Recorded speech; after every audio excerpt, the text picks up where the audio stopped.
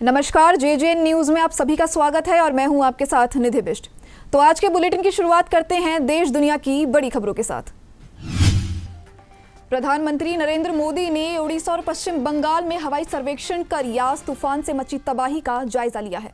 PM Modi ने तत्काल 1000 करोड़ रुपए के मुआवजे का ऐलान किया है। इसमें से 500 करोड़ ओडिशा और 500 करोड़ पश्चिम बंगाल झारखंड के लिए दिए गए हैं। पीएम मोदी ने आज भुवनेश्वर में एक समीक्षा बैठक भी की। उन्होंने बचाव कार्य संबंधी किए जा रहे सभी प्रयासों के बारे में जानकारी हासिल की। उत्तराखंड में ऋषि गंगा नदी के ऊपर के ग्लेशियर में ग्रामीणों ने दरार का दावा किया है।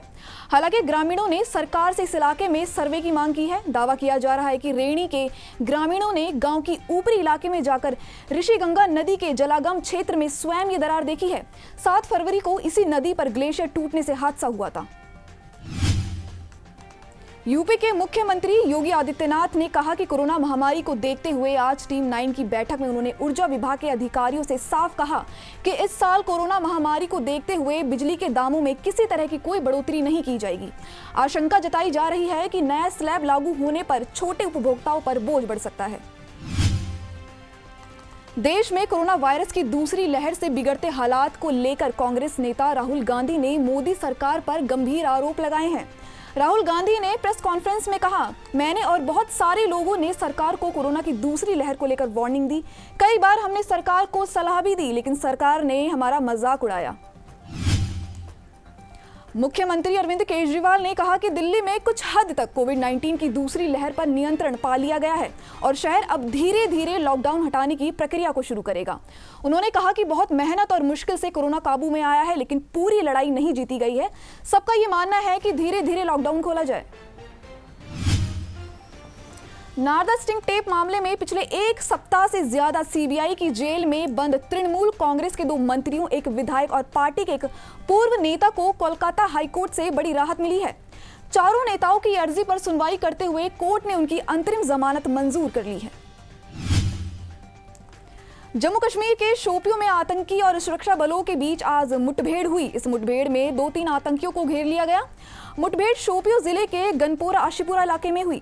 जानकारी के मुताबिक इस इलाके में सुरक्षा बलों को आतंकियों के छिपे होने की जानकारी मिली थी, जिसके बाद जम्मू कश्मीर पुलिस आर्मी की 44 पीआर और सीआरपीएफ ने संयुक्त अभियान में सर्च ऑपरेशन शुरू किया। बाबा रामदेव के एलोपैथी विवाद के विरोध में युवा कांग्रेस के कार्यकर्ता हरिद्वार स्थित पतंजलि योगपीठ के बाहर धरने पर बैठे। इस दौरान उन्होंने बाबा रामदेव की गिरफ्तारी की मांग की और उनके विरोध में नारेबाजी की। युवा कांग्रेस के पद अधिकारियों ने कहा कि देश महामारी से जूझ रहा है, पूरे देश डॉक्टरों के जज्बे को सलाम कर रहा है। वहीं बाबा रामदेव द्वारा एलोपैथी चिकित्सा पद्धति के खिलाफ निरंतर गलत बयानबाजी की जा रही है। केंद्रीय मंत्री प्रकाश जावड़ेकर ने कोविड संकट और कोरोना टीकाकरण अभियान पर बात की। प्रेस कॉन्फ्रेंस में जावड़ेकर ने राहुल गांधी पर निशाना साधा और आरोप लगाया कि वे देश की जनता का अपमान कर रहे हैं। इसके साथ साथ प्रकाश जावड़ेकर ने एक बड़ा दावा और किया। उन्होंने कहा कि साल 2021 के दिसंबर तक भारत में टीकाकरण की कवायद पूरी हो जाएगी। रक्षा अनुसंधान एवं विकास संगठन की ओर से विकसित की गई कोविड-19 रोधी दवा 2DG की कीमत को लेकर बड़ी जानकारी सामने आई है। कोरोना मरीजों के ऑक्सीजन में सुधार करने वाली इस दवा की प्रति पाउच कीमत 990 रुपए तय की गई है।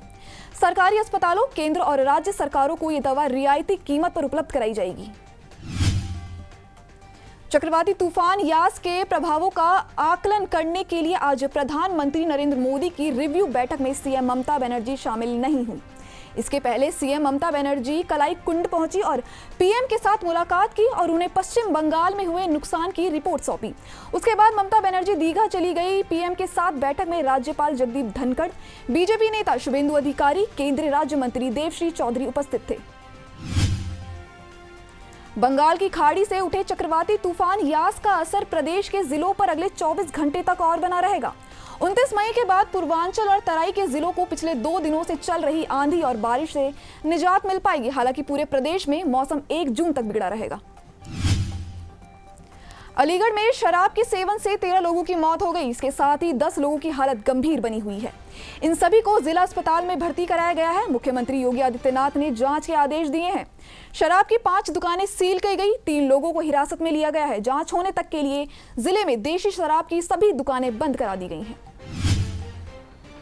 यूपी के वाराणसी से एक हैरान कर देने वाला मामला सामने आया है। बीएचयू के सुंदरलाल हॉस्पिटल में एक कोरोना नेगेटिव प्रेग्नेंट महिला ने कोरोना पॉजिटिव बच्ची को जन्म दिया है।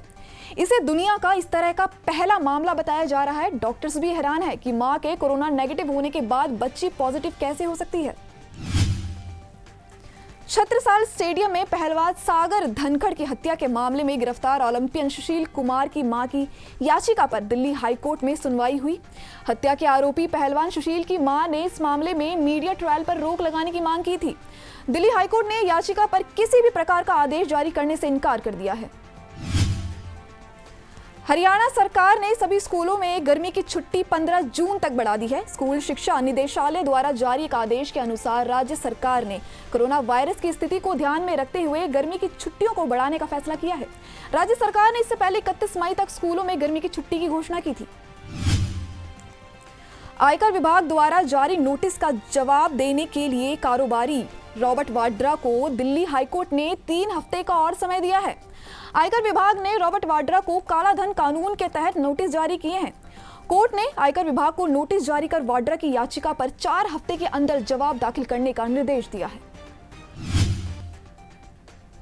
भारत और न्यूजीलैंड के बीच अगले महीने 18 से 22 जून तक इंग्लैंड में खेले जाने वाले पहले वर्ल्ड टेस्ट चैंपियनशिप के खिताबी मुकाबले के लिए आईसीसी ने प्लेइंग कंडीशन का ऐलान कर दिया है, जिसके बाद भारतीय घरेलू क्रिकेट के दिग्गज वसीम जाफर ने तंज कसा है।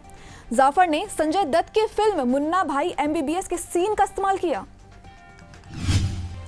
29 मई भारतीय क्रिकेट से जुड़े कुछ बड़े फैसलों का दिन आने वाला है, जिसके लिए मुंबई में अधिकारियों की बैठक होगी। खबर है कि अध्यक्ष सौरव गांगुली प्रत्यक्ष तौर पर हेडक्वार्टर में मौजूद रहेंगे, वहीं दूसरे सभी सदस्य वीडियो कॉन्फ्रेंसिंग के जरिए मीटिंग में जुड़ेंगे। स्वतंत्रता संग्राम सेनानी विनायक दामोदर सावरकर की आज जयंती है। वीर सावरकर की जयंती के मौके पर प्रधानमंत्री नरेंद्र मोदी और केंद्रीय मंत्री प्रकाश जावड़ेकर समेत कई नेताओं ने नमन किया। वीर सावरकर की जयंती पर ही एक फिल्म स्वतंत्र वीर सावरकर बनाने की घोषणा की गई है। फिलहाल आज के इस बुलेटिन में बस इतना ही, लेकिन खबरों का दौर ऐसे ही जारी रहेगा। देखते रहिए JJN न्यूज़। नमस्कार।